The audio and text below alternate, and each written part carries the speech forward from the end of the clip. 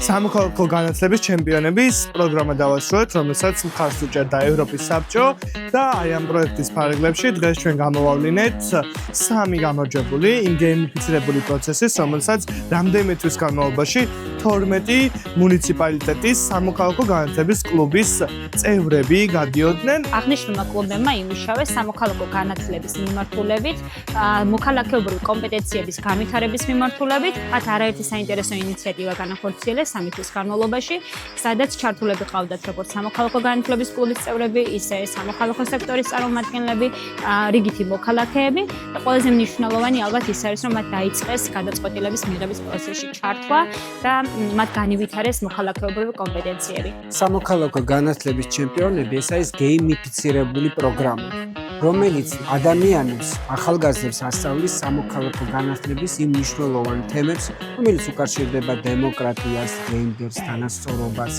გარემოს დაცვას და სხვა საკითხებს, მაგრამ აკეთებს ამას მარტივი ფორმით. ადამიანები თამაშობენ და თან სწავლობენ. TikTok-ისთვის ეს პროგრამა არის შესაძლებლობა ახალგაზრდებთან, განსაკუთრებით სკოლის მოსწავლეებთან იმუშაოს ისეთი მეთოდოლოგიით, რომელიც შესაძლებლობას ქმნის არა მხოლოდ საგანმანათლებლო ინიციატივაში მიიღონ მონაწილეობა ახალგაზრდებმა, არამედ თავად შექმნან ახალი ინიციატივები და ახალი გზები იმ პრობლემების მოსაგვარებლად, რომელსაც ისინი საკუთარ თემში ხედავენ.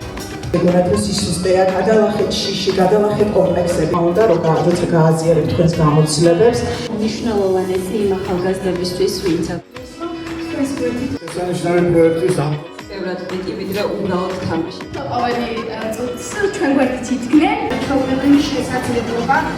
ძალიან დიდი გამოცდილება მივიღე.